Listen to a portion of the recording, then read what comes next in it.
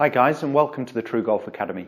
You've joined me, Jon Watts, at Drayton Park Golf Club, and today I'm in my swing studio and I just want to show you an exercise that's great if your path is coming too much from in to out.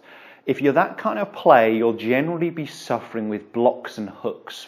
So for a right-handed golfer like me, it means the swing path is going too much this way. You should start to notice it with your divot pattern as well, being excessively right of the target. You would be hitting shots where they're starting right and staying there, or overhooking, and that's starting to become a problem. And all you're going to use is a cane. And if you're on a driving range, your driving range bucket. If you're on grass, you can push the cane straight into the grass. Whereas if you're on AstroTurf like I am here, I've got the Huxley putting green in front. I'm just having to use a range bucket. It's ideal if the mat level is a little bit higher than the cane in the bucket in front. And on most driving ranges, you'll tend to dip down from the front of the mat, so there'll be a gravel area maybe just in front of the mat area where you could sink this a little lower. This is just a bit in my way, this bucket today, so I've had to use a club with a little bit more loft on just to make sure I'm launching it over the bucket. So I'm hitting this using a 9-iron here. If you can get the cane straight into the ground, or if the bucket was a little lower than you, then you're not going to have that problem, and you can really use any club. So I've set this far enough in front of me that I can hit the shot, but I can make a swing path to miss it on the way through, or an exit to miss that cane on the way through. Whereas if I get the club excessively in to out, I'm going to be swinging to the right side of the orange cane, and as my body turns, I'm going to be clattering into it.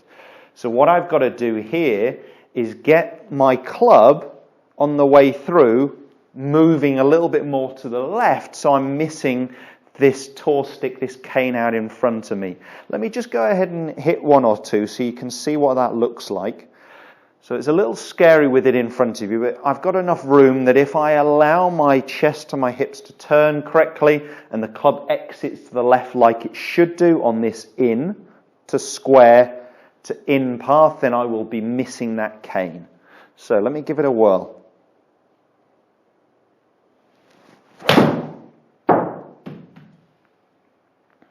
So that felt really solid. Very, very happy with that. Definitely got the feeling of my club going a little bit more left to target. It was a slight pull, but when you're working on this, if you're a pusher of the golf ball or a hooker, actually hitting a shot where it's a slight pull or a slight fade is going to be great exercise, great practice for you. Let me just dip out a shot quickly, just so I can see the numbers on that one. Bring them up on screen. You guys will be seeing it as well, just for my help. So I got that ball starting 1.1 degrees left of target. It actually moved a little left as well. So as I said, it was a slight pull. It didn't have a lot of curve on it, but it was a slight pull draw or pull hook. Not excessively. It was only finishing 6 yards left of target at 150 yards. Remember, I'm just hitting a 9-iron here, so it flew 142 to finish at 150. I got my swing path going very, very minimal, 0.7 in to out. So it was less than a degree, which is great, really. I mean, if we're going for a very minimal ball flight, whether it's a draw or fade, we're looking for that horizontal swing path to be within 5 degrees either way for a really minimal ball flight within a couple of degrees. So that one, it definitely was there. I just had the club face slightly closed, hence the ball going a little bit more left of target. Let me try one more of those. As I said, the data will come up on the screen for you to see these.